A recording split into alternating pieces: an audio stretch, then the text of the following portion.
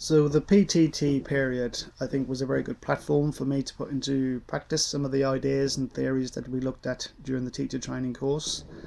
And it was also a very good way of exposing some of my weaknesses and some of my strengths also. I think that in terms of increasing my teaching confidence, the PTT helped that quite a lot. I wouldn't like to say that I was unconfident anyway, but I think that I quite often become anxious before going into a classroom or a teaching situation. I like to know that every eventuality has been thought of, but I think in the PTT I didn't think of that, and I think I relied a bit too heavily on the supervising teacher to arrange things, where I could have quite easily done those things myself and had a plan B and a plan C. For example, the lecture theatre for the first day wasn't booked. The year 12s and year 13s weren't put into one group as we had planned. But as I said, I think I could have easily dealt with those issues myself. So that's kind of were the issues in preparation and planning. And I also think that the students were a bit anxious about having a stranger come to their class and asking them to talk openly about their own work.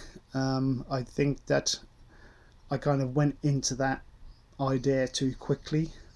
I think we should have had some kind of workshops or exercises where we could just relax in each other's company and get to know each other a bit better before we kind of head straight into critiquing students' work.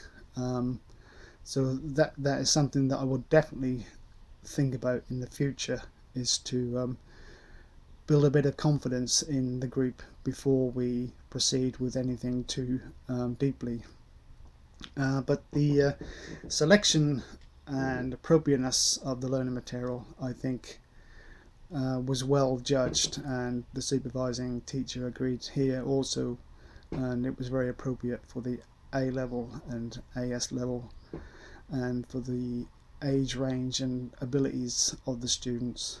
Time management went very well, I think. We had to cancel a few lessons and reschedule them, but we got through the PTT period in the planned time, so there wasn't any issue there. And I think personalizing learning was one of my objectives also.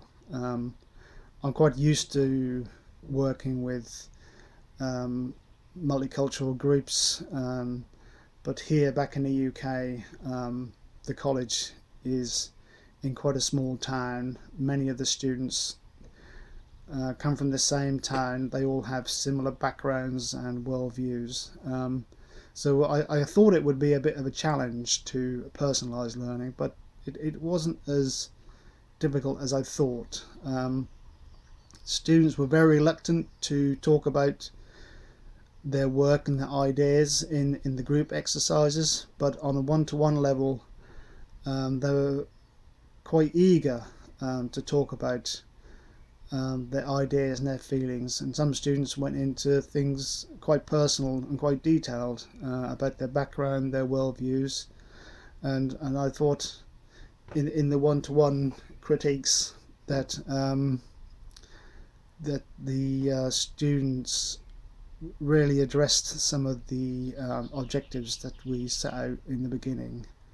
But I think that the objectives come into the preparation and planning, and I think that they could have been more specific than I made them, and maybe I made them a bit too difficult, I think, for this level. But you know, I'm not used to working with this age of student, and I think that in the future I need to think about the differences between 16-year-olds and, you know, students who are a bit older, and kind of try and reflect that in the teaching.